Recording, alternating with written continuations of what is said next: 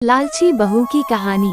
मनोहर अपने माता पिता के साथ एक छोटे से शहर में रहता था।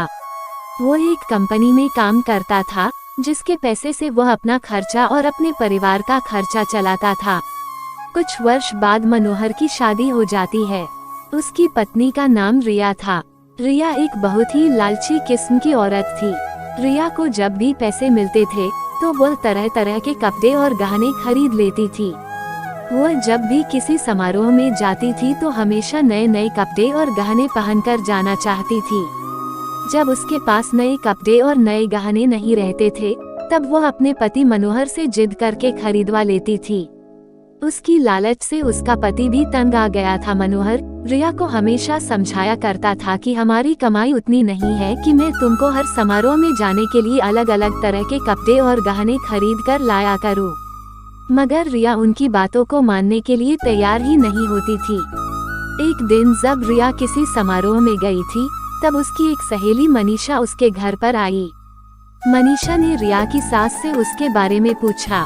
रिया की सास ने मनीषा को सारी कहानी बताई। मनीषा ने अब रिया को सबक सिखाने के लिए एक योजना बनाई। वह रिया के घर से सारा राशन लेकर चली गई और राशन के डिब्बे में अपने गहने और नए कपड़े लाकर भर दिए।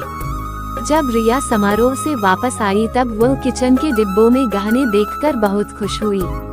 शाम हुआ, जब रिया खाना बनाने गई तब उसे राशन नहीं मिला। तब वे अपनी सास से पूछा, सारा राशन कहाँ गया?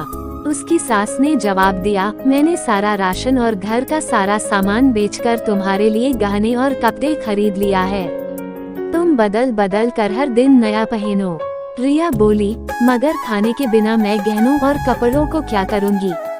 तभी उसकी सहेली मनीषा आई और उसने रिया को सब कुछ बताया कि यह तुमको सबक सिखाने के लिए किया गया था।